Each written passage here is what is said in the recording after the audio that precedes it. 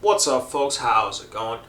Today we'll do something just a little bit different, something not as serious, uh, because I'd like to talk about something that's not as serious or whatever. Though it is serious, everything is serious, everything is important. Uh, but on the last video, gentlemen asked me to reveal who was on the shelf. I had forgotten that I had issued the challenge of who was on the shelf, and I revealed that the person on the shelf is the actress Veronica Lake, who the person also saw was the uh, thumbnail for the video. That was unrelated. I just picked that because it was a Halloween thumbnail, and it happened to be Veronica Lake. Uh, I don't know how to make YouTube videos. Like, I want to put a picture, but I don't know how to do that, and I'm not going to learn how to do that in order to make this video, okay? Because if I go to learn how to do it, I'm never going to make this video. Because that's just how it works. So I brought one of the pictures with me. So I bought this old house, and my decoration is rather eclectic.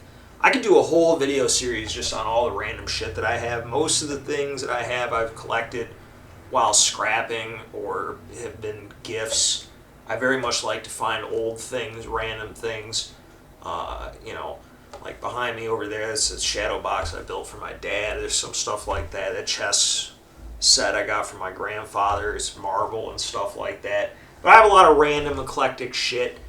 And I moved into this old house, and I'm up here. I'm kind of away from everybody. I was feeling kind of lonely, and I've been crushing on this Veronica Lake. So I was like, fuck it, I'm going to get some pictures of Veronica Lake to make me less lonely. So I got a couple of them, and they fit in nicely with the old house. So here's one of them. I'll make the, oh God, I thought there we could do it without the reflection. There's one. And you can just search Veronica Lake, see what she looks like.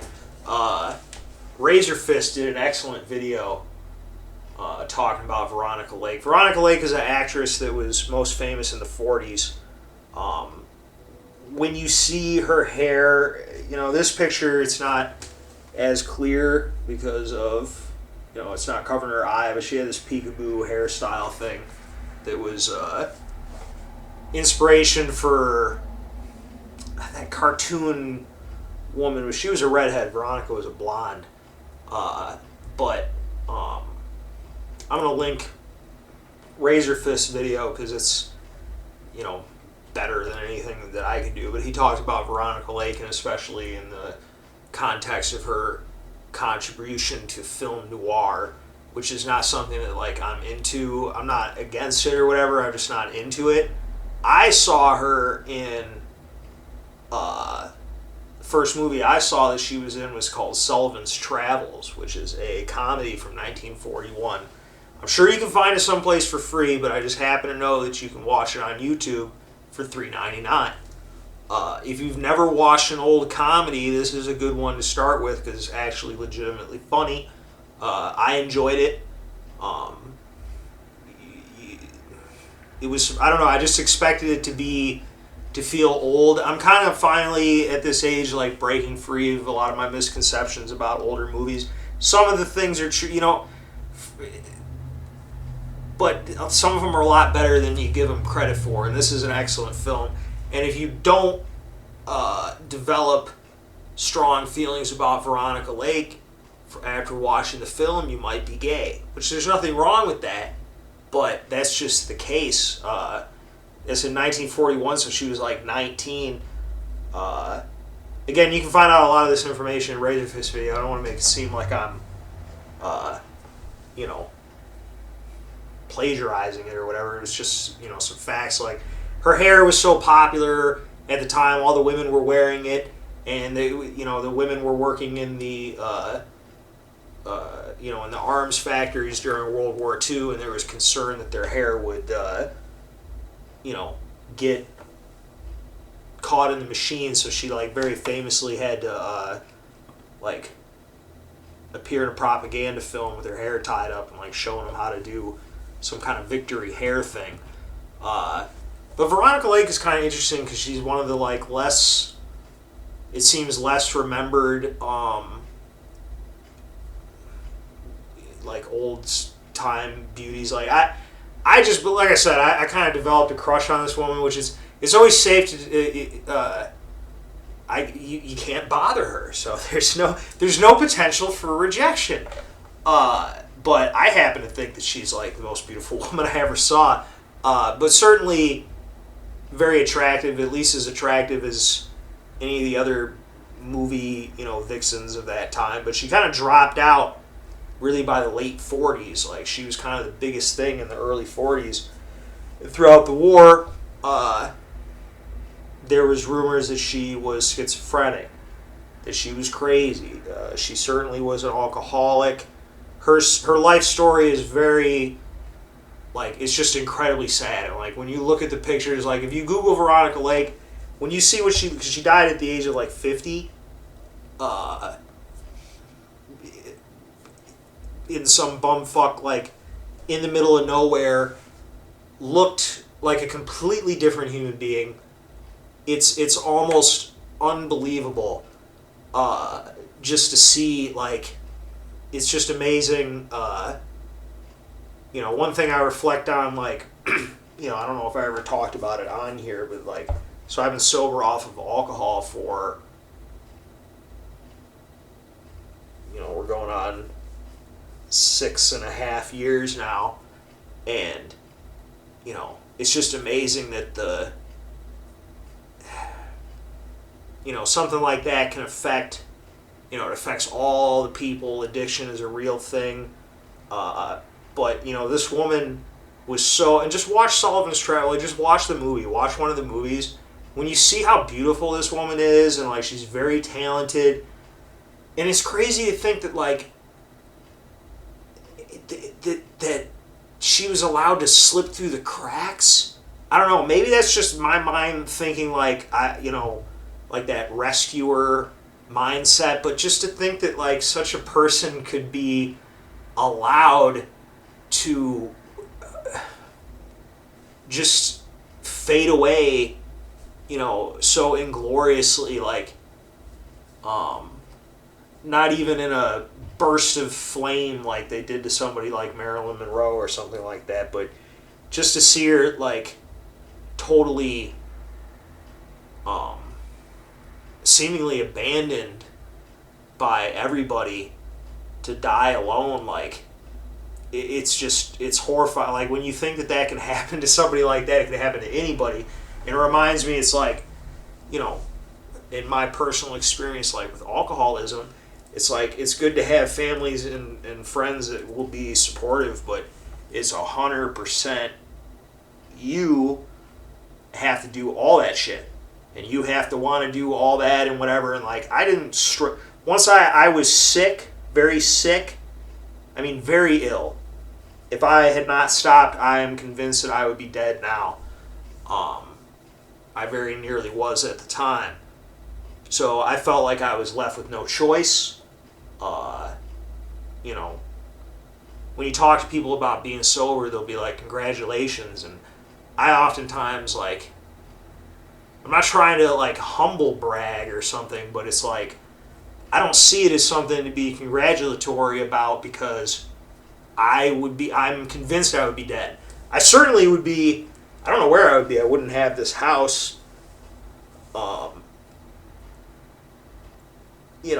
But the point is that I made a decision that I had to stop doing that. And, when I decided to stop, I stopped. And I was so sick that the thought of going back is impossible to fathom. It just makes me physically ill to think about it. But the point is that you have to do it, you kind of have to do it by yourself.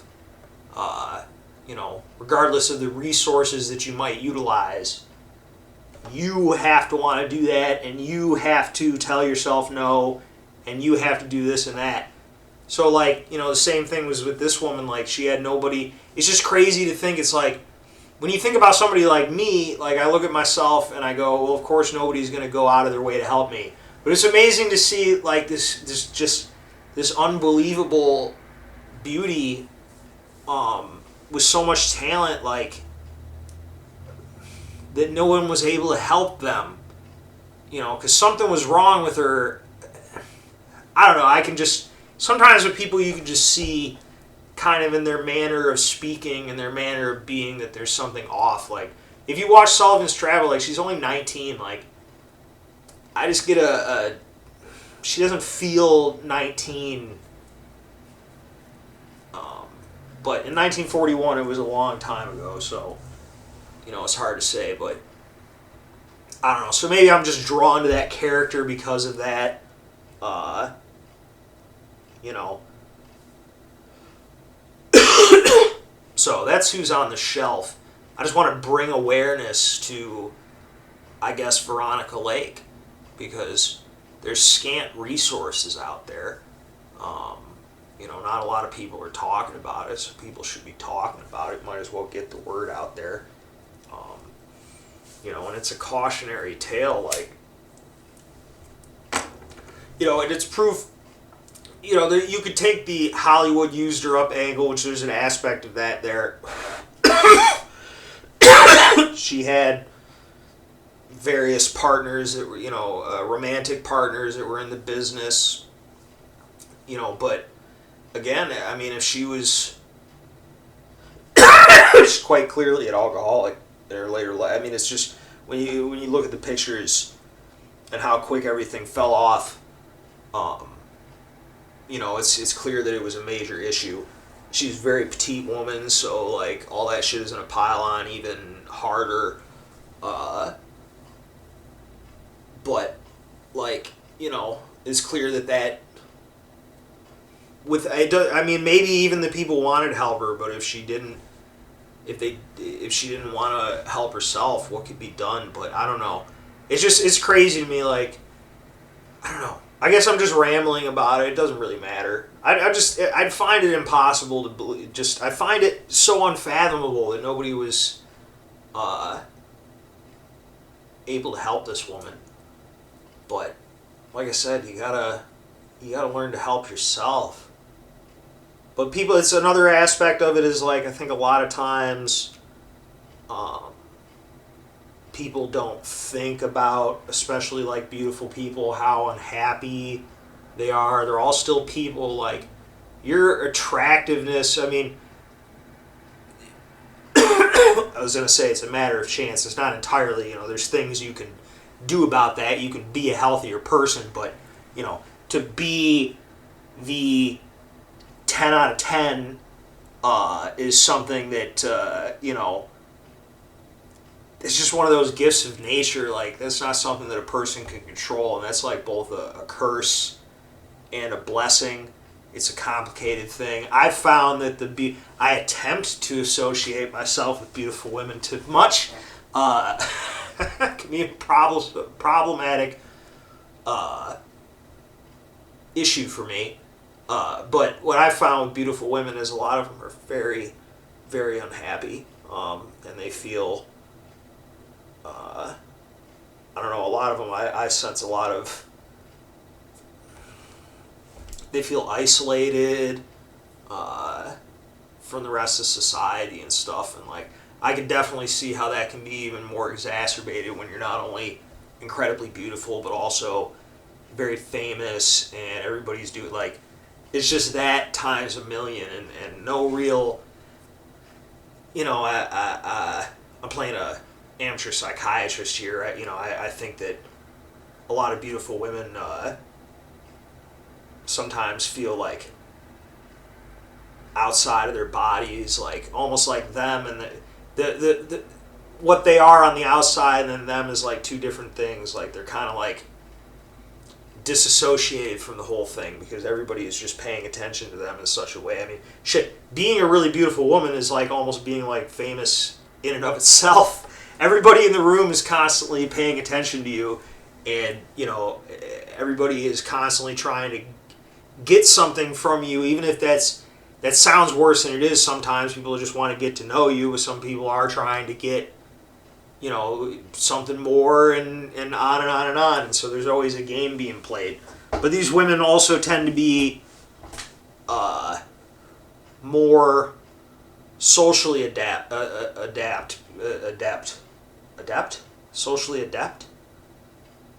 more socially adept because they're presented with way more opportunities to practice this shit. And if they're smart, they'll be made smarter. But yeah, I don't know. I say watch fucking Sullivan's Travels. Old movie from the 40s, 1941. Watch the movie. Spread awareness of hot chicks with alcoholism that need to be saved, I guess, is what I'm kind of trying to get at. Like, Jesus Christ. Someone help these women. I'm not even joking. I'm not even being sarcastic. If you can't help the hot ones, who can we help? Let's start with the hottest. I'm willing to accept that as a standard. I'm not going to fall anywhere near the top of that list. If we're going to have a standard, it shouldn't be based on race. It shouldn't be based on income. It should be based on hotness. If you need a new kidney and you got 10 people, throw them on the lineup, rank them in hotness. This is, I think, the only thing that makes any sense. And if you all thought about it for a second, you'd all agree. When I say sober off alcohol, I'm not... that's why when you go to meetings... See, I wouldn't be sober. That's why I don't go to meetings. Which is not to say that meetings are bad. You can go to meetings if you want.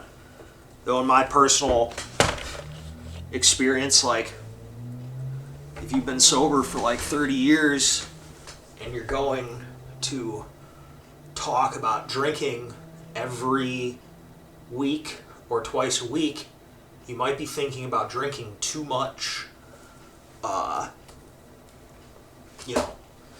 I don't know, I'm kind of a fanatic with things, so when I decide to shut something off, for the most part, I can shut it off. I haven't been able to do it with cigarettes, but like I said, I was so sick, man. Like, it just gave me no choice. There was no positive to it anymore. That's why when I see dudes that I meet these motherfuckers, I see them on the street, bro, and like, these guys are fucking like winos, dude, and they've been fucking wasted, really wasted, on fucking rot gut trash for like 25 years, and I'm like, I don't know how the fuck you do that, dude, like, because I had pretty good constitution, like, I could drink a lot. That's not a bragging thing, that's part of the problem. But I could drink a lot before I became drunk, and then when I became drunk, the line between drunk and fucking really drunk was too much. And like, see, in my situation, I didn't have any legal problems. I never drove drunk. I never got in any trouble. I didn't go out to bars. I was drinking by myself, which is not good for your mental health, but I never got in trouble. A lot of people get spurned to that. I was just so sick, and I see these people that are sick, and like, you look at this woman, look at the pictures of her when she was older, you can see how sick she was. And like, I believe most of those people probably never had a week or two straight of sobriety in their entire lives. That they were living one continuous binge drinking episode. That's my belief. That's what I've seen from alcoholics. Because if you're drinking a fifth or more a day, which is what people are doing who are alcoholics, or an equivalent of that amount based on your size, which is fucking real. It sounds crazy, but that's what's happening. Like, you are fucking sick, bro. And the only way you wouldn't realize how sick you were is if you were not receive any type of... I'm telling you, man, a couple days in the hospital hooked up to some fucking saline solution and get yourself some fucking pills in you, it'll sort you out. I mean, unless you just fucking want to die, which, hey, dude, that's your business, you know what I mean? You can find faster ways, holy shit. And I would point out that the only thing that seems to be, like, beer is literally cheaper than fucking water now in the stores. Like, so, you know, I don't know. A lot of people think, like, people in my family think I'm fucking a conspiracy theorist. I don't give a fuck. I think that shit is done on purpose to fucking fuck with society. There's no logical reason why right now, and, like, even weed, like, I like weed, man, but, like, the only two shits that's cheaper or the same expensiveness or cheaper than it was 2 years ago is fucking weed and alcohol, bro. And I don't do any other drugs, but I would assume that I bet you they're fucking down too. You can go into the fucking store, any place in this country except maybe California. I don't know what their prices are like. The one day I was in California, I bought a fucking Diet Coke for like $3 or something, which I thought was crazy at the time, but that's starting to be the reality here too. But you can walk into I walk into the goddamn store down the street, and for less than $5, like, I could get drunk. And for like $5, I could get fucking trash. Or like, shit, man, they sell this like tall steel reserves. They'll be like 3 for $5 or 4 for $5 or something like that, and that's like 20 ounces of fucking, like, I don't know, they're like 14% or something, 11, 12% alcohol by volume. Like, we're talking, what are them shits? We're talking like, because those are 40s. Well, no, they're tall boys. I don't know what it is. It's a ludicrous amount of alcohol for, like, basically no money. And it's like, do you think there's not a plot to fucking poison the people? I don't know. I believe that shit. I don't care if I sound crazy. I do believe they make that shit cheap just to... And of course, there's expensive liquor, but... You know... Some of these motherfuckers... YouTube kept suggesting to me a video about... It's some fucking TV show, you know, addicts or some shit. And dude is like... So fucked up, he's an alcoholic, he's drinking, hand sanitizer and shit. And I'm like, bro, fucking cut the shit, dude. Like, now you're looking for attention. Now you see the additional on top, because there's usually a mental illness intertwined with this type of thing, like with this woman, Veronica, to bring it back. You know, there was rumors that she was schizophrenic, which is quite possible. You know, it's possible, I don't know. But a lot of, you know, also back then they used to say motherfuckers were crazy all the time with no evidence. So who knows? But, you know, schizophrenics self-medicate with alcohol frequently. So, you know, maybe that's possible. But I don't know. I'm just kind of rambling, talking about alcoholism. The conspiracy, blah, blah, blah.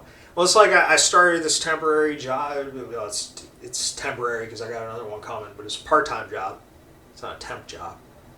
It's a part-time job, and there's some younger people there, and just hearing them talk about just going out and getting fucking wasted just, like, makes me cringe, because, like, I guess there's good times to be had, but motherfuckers would be saying, like, straight up, I'm gonna go black out. So it's like, what experience did you have, dude? You were blacked out. You don't even fucking remember what the fuck was going on. Unless you're just saying that, but dude's black out, you know? I don't understand the fun in that. You have to go someplace. And it's like, I mean, it's hard enough just being addicted to regular shit, you know? You're addicted to cigarettes, you gotta have them. If you're addicted to alcohol, bro, you gotta have that shit. You gotta make plans. It controls your fucking life. All kind of shit controls your life. But, you know, it's you have to make the conscious decision to overpower that.